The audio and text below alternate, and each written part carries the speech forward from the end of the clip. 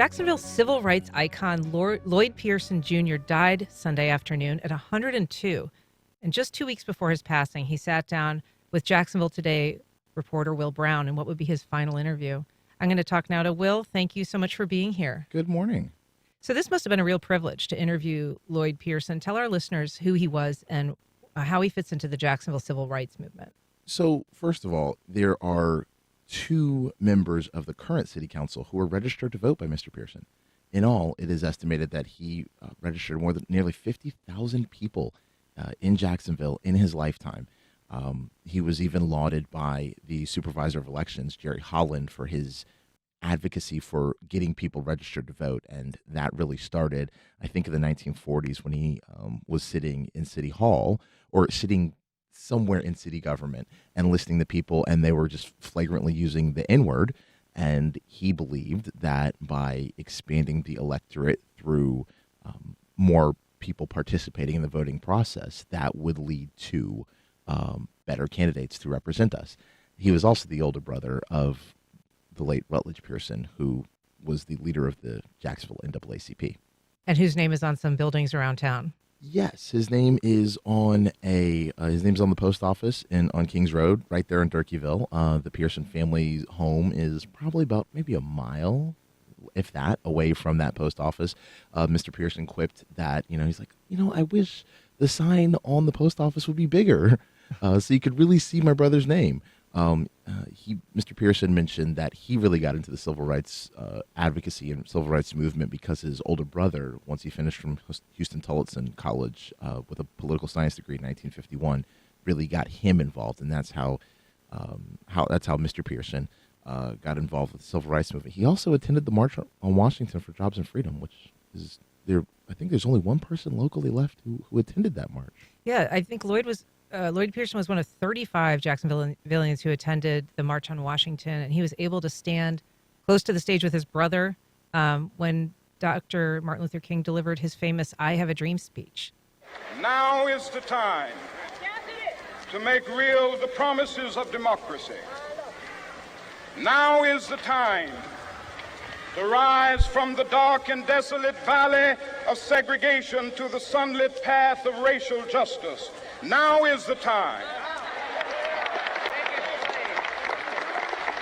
to lift our nation from the quicksands of racial injustice to the solid rock of brotherhood. Now is the time. So Lloyd Pearson was also able to return for the 50th anniversary of the March on Washington. So he really has been in the warp and the woof of this entire movement in Jacksonville. What does his loss mean? His loss is immeasurable because we just heard Dr. King. Mr. Pearson was 7 years older than Dr. King. He was in second grade when Dr. King was born. So, he, in addition to, his work at the NAACP, he was very active in his church. He was a living connection to the civil rights movement, to a Jacksonville that has changed in many respects. He got involved with people. He got involved with getting people registered to vote because of what he heard in City Hall. And then earlier this year, when the new Rutledge Pearson Elementary opened in the Harborview neighborhood, he stood right next to the mayor of Jacksonville and elected leaders. And let's be really clear, Mayor Donna Deegan is Mayor Donna Deegan because of Black voter participation. Mm-hmm. And you can almost tie a direct link of Black voter participation in Jacksonville to Mr. Pearson's tireless decades of getting people registered to vote. And you found some pretty prominent people that he actually did register to vote. Who did you learn that he actually signed up? Brenda Priestley Jackson, former school board member, former city council member who's running for public office again. She said that he personally registered her to vote. Rockman Johnson, current city council member, also said that Mr. Pearson personally registered him to vote. I was told that Mr. Pearson not only registered current council member Jacoby Pittman to vote, but also her mom. Wow.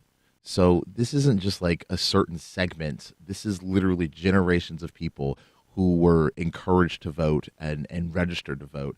And it's worth remembering that Mr. Pearson was born a year to the day after the Ocoee massacre, which essentially happened because Black folks in Florida dared try to vote. And just tell us briefly about what it was like to be with this man, and to just kind of be in his presence, knowing all of his history. It was awe-inspiring to sit next to Mr. Pearson. I literally sat next to him for about 90 minutes, and we went over everything from how he played basketball for Coach J.P. Small at Stanton High School, everything from the ferry rides that he'd take across the St. Johns River with his dad. He'd be on the second floor of the ferry, and his parents would be below. He talked about his adventures at Edward Waters, his lovely late wife Mildred. He doted on his children, how much Jacksonville has changed. He just really, it was a great retrospective of the last 102 years of local history. Will Brown, we so appreciate your reporting on this important man. Thanks for joining us. Thank you.